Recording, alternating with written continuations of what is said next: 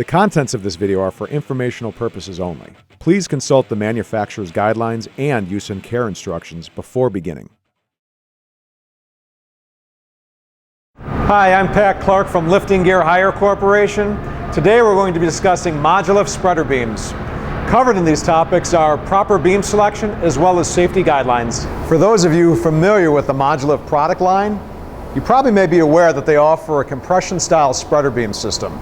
For those of you who are not, your first step is to reference Lifting Gear Hire's product catalog.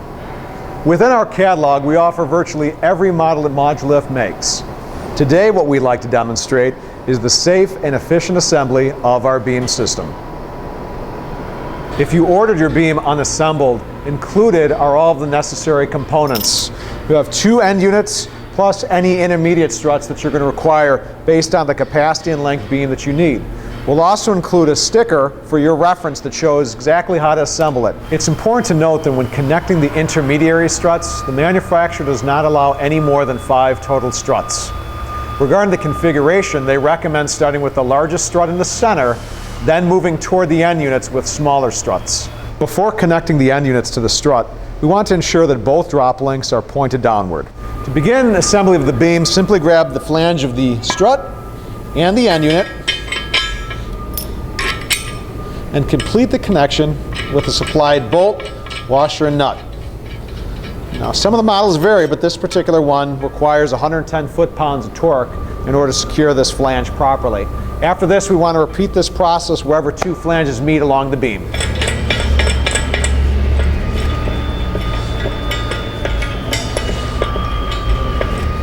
When securing the flanges with the nuts and bolts, it's a good idea to have an alternating pattern, similar to how you would if you're changing the spare tire on your own automobile.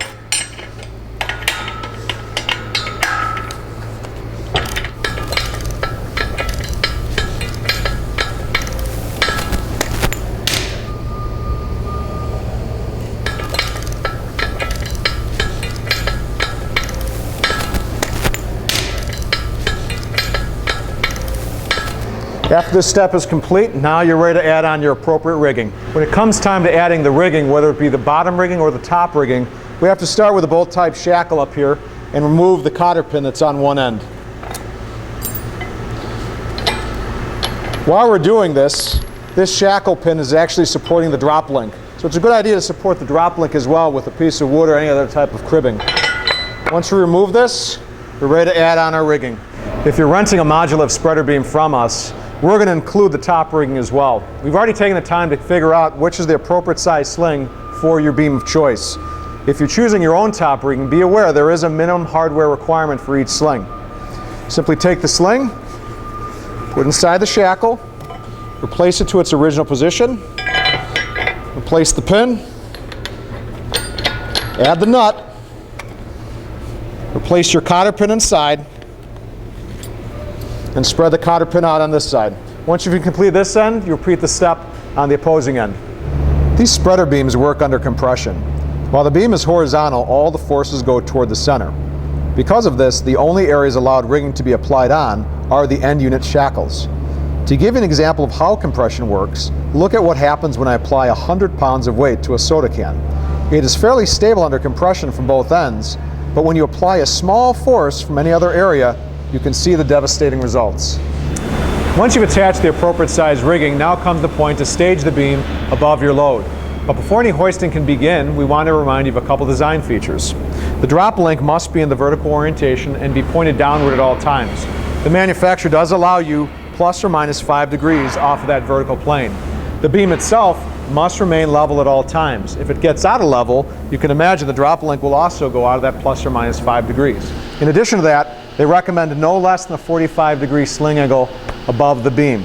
To compensate for unbalanced loads, we want to do all of our adjusting above the beam, not below. You may have to lengthen or shorten a sling, or use an approved device such as a shackle or a turnbuckle. Once you've considered all of these factors, now you're ready to start doing some test lifting. Before any lifting begins, be sure to consult the load chart and other reference materials necessary. At Lifting Gear Hire Corporation, we offer capacities ranging from 24 all the way up to 1,000 tons in our modular spreader beams. We hope that you've enjoyed this video and found it helpful. For questions regarding this product and others, give us a call. As a reminder, the contents of this video were for informational purposes only. Please consult the manufacturer's guidelines and use and care instructions before beginning.